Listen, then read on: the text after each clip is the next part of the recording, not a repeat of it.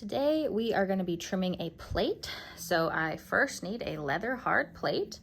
Okay, and again, you really should throw your plates thicker than you think they should be.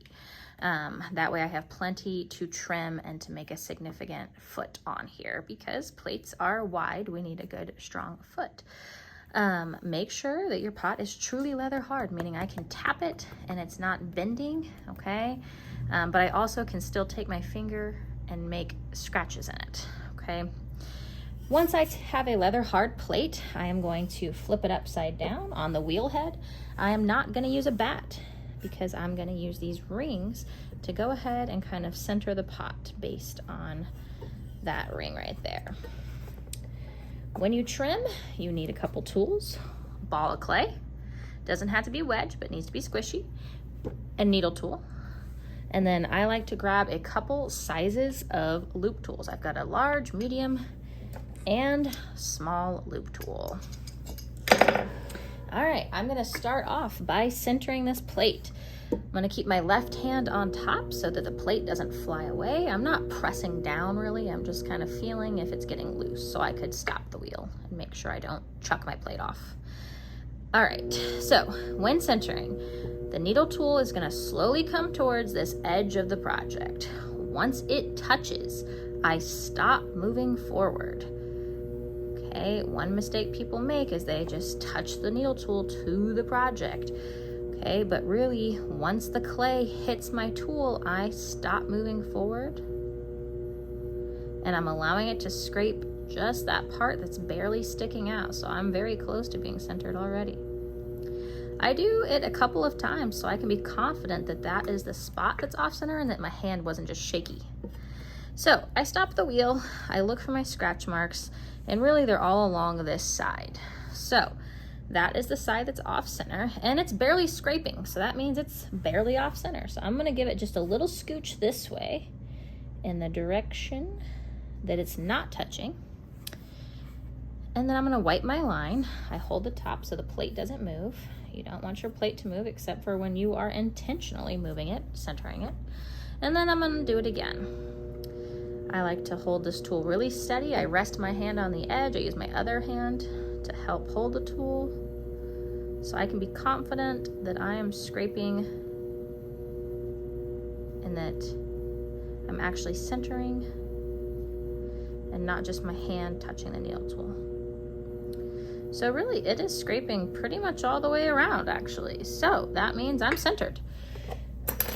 I'm gonna go ahead and pin down this plate. I always use 3 pieces of clay, and because I don't have a huge wall here, I'm gonna make these smaller. If I was, you know, trimming a giant vase, I would use maybe a bigger piece of clay like this.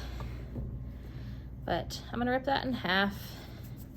I'm gonna hold the top of my plate so it does not move, and I'm gonna push this clay on. And again, I'm really just trying to trap the rim so I can still access this corner here that I'm gonna need to trim.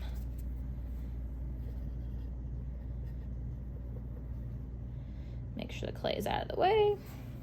One more piece. And nice long pieces because there's a lot of surface area here that I'm trying to pin down. Always check.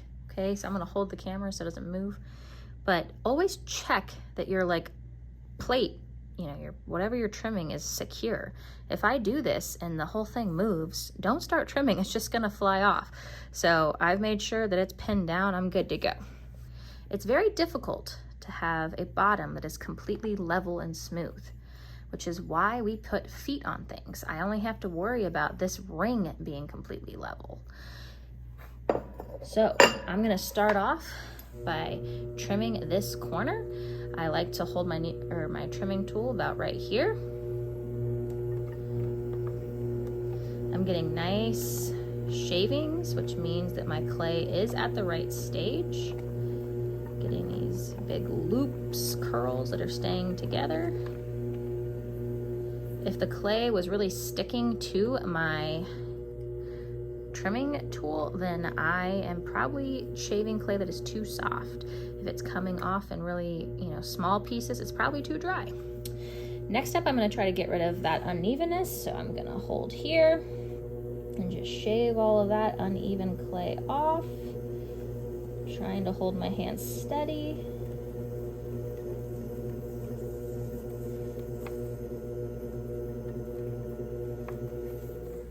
So I've rounded my plate corner here.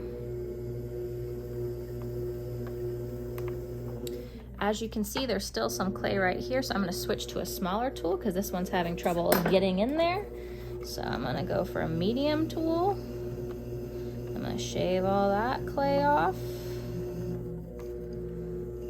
Again, I always just keep my left hand here so I can feel if the plate is starting to come loose. I'm going to switch to an even smaller tool to access that spot. Okay, so I have centered the plate, I pinned it, and now I've shaved off all the uneven pieces and the heavy pieces. The last part is adding the foot. So when we make a bowl, we put the foot here, but a plate is very wide, so the foot needs to be kind of matching the form. So I'm going to start off, I like using a sharp kind of cornered type of loop tool. And I'm going to make a line for the outside of my foot and a line for the inside of my foot. So here is where my foot is going to be, and then I am going to shave away this outside.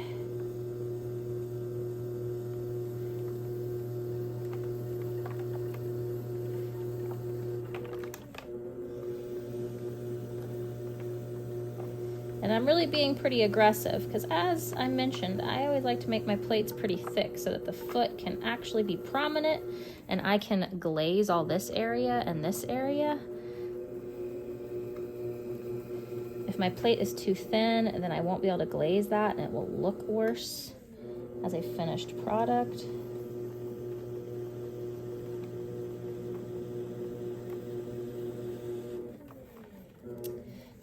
I'm going to tap and hear how thin it is. We're definitely getting thin there. We're pretty thin there as well, so I'm going to be a little cautious shaving here, but I don't put a hole in it.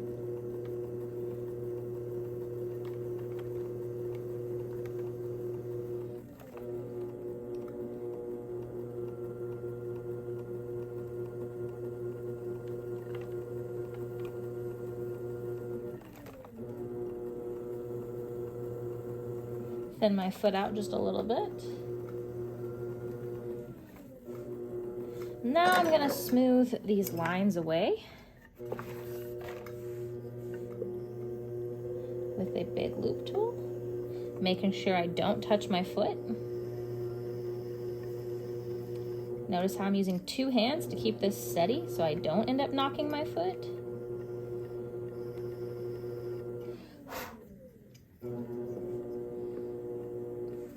I'm gonna hit this outside again just to make sure it's nice and smooth.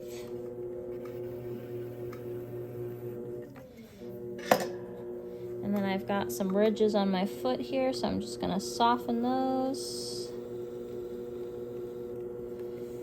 I don't want this to like cut my counter or my table when I'm eating off this plate.